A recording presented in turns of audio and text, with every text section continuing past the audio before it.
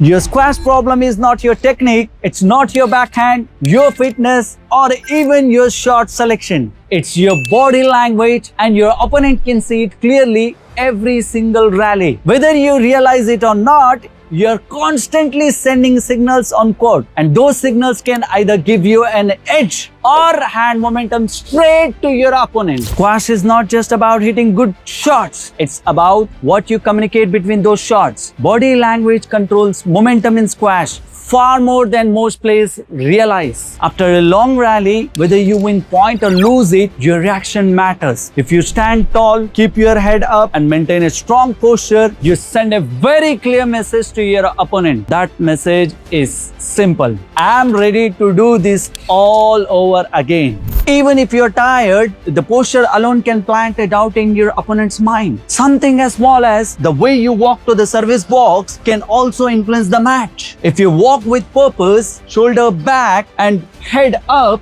you project confidence. If you drag your feet or slump your shoulders, you communicate fatigue, frustration, or uncertainty. Confident movement creates confident play. Your body tells your brain how to feel just as much as your brain tells your body what to do. And here is the truth: most players completely miss. You don't need to feel confident to look confident. Positive body language can actually trick your brain into believing you are confident. When you act composed and assured, your nervous system begins to follow that signal, and your decision making improves as a result. This effect does not start when the match begins. It starts long before that. If your opponent sees you before the match looking tense, nervous, tired, or negative, they will feed off that energy. They may step onto the court already believing that they have the upper hand. Squash is a mental sport first and a physical sport second. At a competitive levels, everyone can hit the ball. The difference is who handles pressure better and who controls the emotional tone of the match. Some players even weaponize body language intentionally. They exaggerate their tiredness between rallies. They bend over,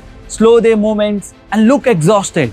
Then suddenly raise the pace, attack aggressively, and take the ball early. This kind of body language can mislead opponents, disrupt rhythm, and completely flip momentum. If you fall for it, you start making a wrong tactical decisions. Body language can lie, and if you don't recognize that, you can be caught off guard very quickly. When you win a point, your reaction matters just as the shot itself. A controlled fist pump, a calm smile, or a quiet shout can reinforce the confidence within you and subtly apply pressure to your opponent. This is not about disrespect, it's not about authority. There is a clear difference between positive self-assertion and poor sportsmanship. At the same time, you shouldn't only manage your signals, you must also read your opponents. Look closely at your opponent between points. Ask yourself, what are they telling you? Are their shoulders dropping? Is their breathing getting heavier? Are they walking slowly back to the tee? Do you see frustration on their face? Are they suddenly taking more time before the next rally? Those are not habits. Those are signals. All of this is information. If your opponent looks tired, extend the rallies and make them work. And if they look nervous, apply pressure and take the time away from them. If they look frustrated,